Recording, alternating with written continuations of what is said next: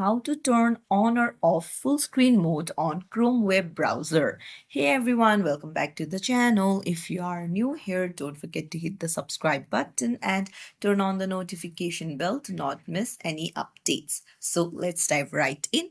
First things first, open up your Chrome, and then there is a shortcut in your keyboard, F11. You can just press on it and there you go.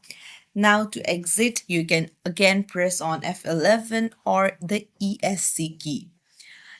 And if this doesn't work for you, then you can go to the three dots in the top right.